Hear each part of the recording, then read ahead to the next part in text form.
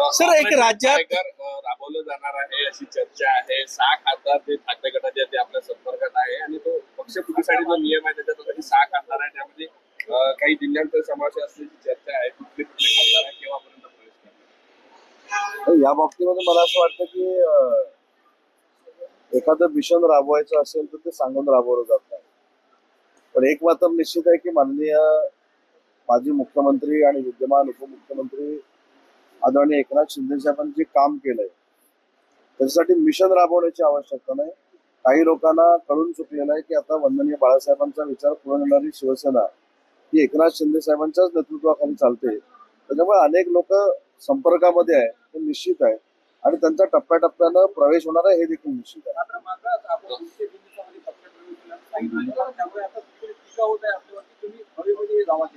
आणि माझ्यावर अजिबात टीका होत नाही.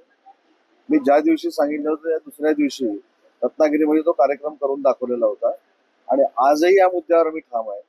मी 90 दिवसामध्ये हे प्रवेश होणार होते असं सांगितलेलं होतं. दुसऱ्या दिवशी किंवा 24 तासामध्ये प्रवेश होणार असं सांगितलं नव्हतं. कदाचित आपला गैरसमज असेल. मी असं म्हटलं होतं की येत्या 90 दिवसामध्ये 10 ते 12 माजी आमदार युबीटी आणि महाविकास आघाडीचे हे माननीय एकनाथ शिंदे साहेबांचं नेतृत्व स्वीकारणार आहेत आणि त्याच्यावर आजही मी ठाम आहे. आणि आजही ठाम असताना लोकप्रतिनिधींना रिअलाइज झालेलं आहे की एकनाथ शिंदे साहेबांचं नेतृत्व हे युबीटी पेक्षा अतिशय चांगलं आहे, संवेदनशील आहे, भावनाप्रधान आहे आणि अनेक लोक संपर्कात आहेत हे आजही मी सांगतोय ना. एसटी चा विभाग तुमच्या वाट्याला आहे म्हणून त्याचं अध्यक्षपद जे आहे ते परिवहन सचिवांकडे देण्यात आलेलं आहे. याबाबत मला असं वाटतं की कालच राज्याचे परिवहन मंत्री म्हणजे काल रात्रीच माननीय मुख्यमंत्री देवेंद्रजींना भेटलेले आहेत आणि या संदर्भातली परिवहन मंत्र्यांची भावना देवेंद्रजींनी ऐकून घेतलेली आहे. नागपूर शहरामध्ये तुम्ही आलेला आहात आणि नागपूर शहरातून टीका तुमच्यावर झाली होती. तुमचे खास मित्र नागपूरमध्ये आहे आणि तुमच्या विरोधी पक्षाचे नेते विजय वडेट्टीवार त्यांनी तुम्हाला एक ऑफर दिली होती की उदय सामंत आणि मी दोघेही भाजपमध्ये प्रवेश करतो, त्यामुळे चहा नाश्त्यावर काही पोह्यावर काही विजयभाऊची तुमची काही भेट आहे का? विजय वडेट्टीवार हे माझे अतिशय चांगले मित्र आहेत, राजकारणाच्या पलीकडचे मित्र आहेत, परंतु त्यांना ब्रीफिंग करणारी जी लोक आहेत ती चुकीची आहेत. मला असं वाटतं की आपल्या पक्षामध्ये काय झालेलं आहे, आपल्या पक्षाची परिस्थिती काय झालेली आहे, आपल्यामध्ये कशा पद्धतीनं प्रदेशाध्यक्षपदासाठी वाद आहे हे पहिलं सोडवलं पाहिजे ना. आमच्या पक्षात काय आहे, उदय सामंत बरोबर किती आमदार आहेत मी पहिल्यांदा देखील सांगितलेलं आहे आणि पुन्हा एकदा नागपूरमध्ये सांगतो की मी माझ्या मर्यादा ओळखून राजकारण करतो. त्याच्यामुळे एकनाथ शिंदे साहेबांच्या नेतृत्वावर विश्वास ठेवत आम्ही सगळे गुवाहाटीला जाऊन पुन्हा एकदा मंत्री झालेलो आहोत. त्याच्यामुळे एकनाथ शिंदे साहेबांच्या राजकीय प्रवासामध्ये कुठेही त्रास होईल असं कुठचंही कृत्य आमच्या कोणाकडनं होणार नाही. आणि तुम्हाला हे पण मी सांगितलं की हे बालिश राजकारणी आहे. म्हणजे आपण शाळेमध्ये असताना, शालेय जीवनामध्ये असताना मी अनेक वेळा सांगितलंय की हा माझ्या बरोबर असला नाही, तो त्याच्या बरोबर गेला म्हणून भांडणं लावायची. एवढे काही बालिश आम्ही नाही म्हणून बालिश राजकारण कोणी करू नये. गुलाबराव पाटलांनी असं म्हटलंय की जर अजितदादा आमच्यासोबत आले नसते तर 100 आमदार आणखी येणार होते. नेमकं त्यांना काय म्हणायचं आहे? 288 वर चाललंय का? आता आपल्याला चाललंय 100 आमदार आणखी म्हणायचे होते. म्हणून गुलाबराव पाटील साहेबांना काय म्हणायचं होतं हे त्यांनाच आपण विचारलं पाहिजे. माझी त्यांची हे वक्तव्य झाल्यानंतर भेट झालेली नाही, त्याच्यामुळे त्यांच्याशी चर्चा करून मी सांगेन आपल्याला. उद्धव ठाकरे म्हटले की मी पुन्हा येईल हे सांगणार नाही पण मी येत राहील. देवेंद्रजींना टोला लागला. आता कधी येणार? समोर तर काय कधी येण्याची चिन्ह दिसत नाहीत. कारण 237 आमदार घेऊन आम्ही सत्तेवर आलेलो आहोत. लोकसभेला जो काही फेक नरेटिव्ह सेट झाला होता त्याचं उत्तर आम्ही विधानसभेमध्ये दिलेलं आहे. तर मला असं वाटतं की काय कार्यकर्त्यांना मॉरल सपोर्ट देण्यासाठी, त्यांची ताकद वाढवण्यासाठी हे बोलणं ठीक आहे, परंतु मला तर असं कुठं दृष्टिक्षेपात दिसत नाही की ते परत येतील.